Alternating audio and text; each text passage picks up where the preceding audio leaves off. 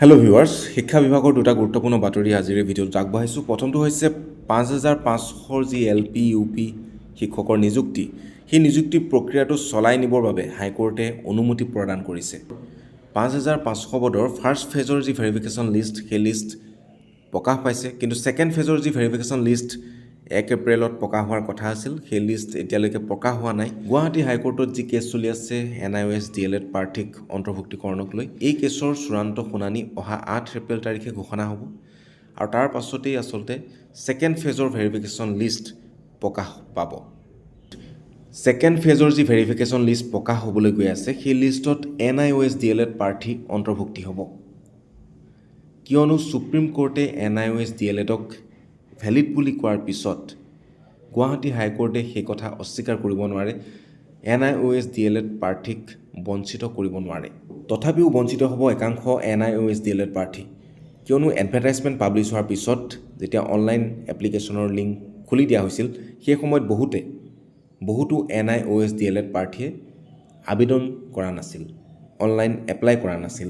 NIOS DLED অন্তৰ্ভুক্তি হোৱাৰ লগে লগে একাংশ আবেদনকাৰী প্ৰাৰ্থীয়ে কিন্তু এতিয়া চাকৰি হেৰুৱাৰ পথত, কিয়নো ৰেগুলাৰ DLED অথবা BEdতকৈ NIOS DLED কৰা প্ৰাৰ্থীসকলৰ DLEDৰ পাৰ্চেণ্টেজ যথেষ্ট বেছি। আগৰ কাট অফৰ ভিডিঅ' যদি আপোনালোকে চাই বা এনালিচিছ কৰে, তেতিয়া দেখিব যে পইণ্ট ডিফাৰেঞ্চতে বহুতে চাকৰি হেৰুৱায়, আৰু এইবাৰো সেয়া হ'বলৈ গৈ আছে। NIOS DLED প্ৰাৰ্থী জয়ৰ দিশে আগবাঢ়িছে, আৰু যাৰ ফলত ৰেগুলাৰ মোডত যিসকলে BEd বা DLED কৰিছে, যাৰ পাৰ্চেণ্টেজ কম, হয়তো পোৱাৰ এটা আশা আছিল, কিন্তু একাংশ আবেদনকাৰী প্ৰাৰ্থীয়ে এতিয়া চাকৰি হেৰুৱাৰ পথত। দ্বিতীয়টো গুৰুত্বপূৰ্ণ বাতৰি হৈছে পশ্চিমবংগৰ ২৫,৭৫২ গৰাকী শিক্ষক কৰ্মচাৰী হেৰুৱালে চাকৰি। ২০১৬ চনত তেওঁলোকে নিযুক্তি লাভ কৰিছিলে SSCৰ অধীনত, স্কুল ছাৰ্ভিচ কমিশ্যনৰ অধীনত।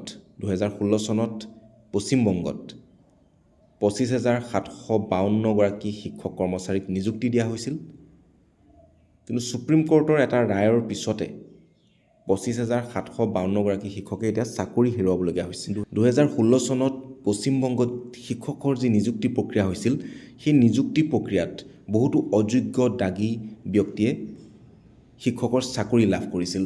টকাৰ বিনিময়ত চাকৰিৰ লেনদেন হৈছিল বুলি, চাকৰিৰ এখন বজাৰ বহিছিল বুলি যোগ্য প্ৰাৰ্থীসকলে আন্দোলন কৰিছিল পশ্চিমবংগত।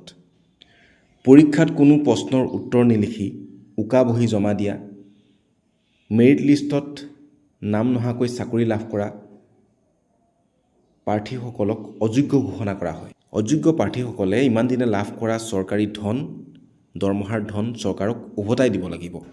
অহা ৩ মাহৰ ভিতৰত নতুনকৈ নিযুক্তি প্ৰক্ৰিয়া আৰম্ভ কৰাৰ বাবে মমতা বেনাৰ্জী চৰকাৰক ন্যায়ালয়ে নিৰ্দেশ দিছে।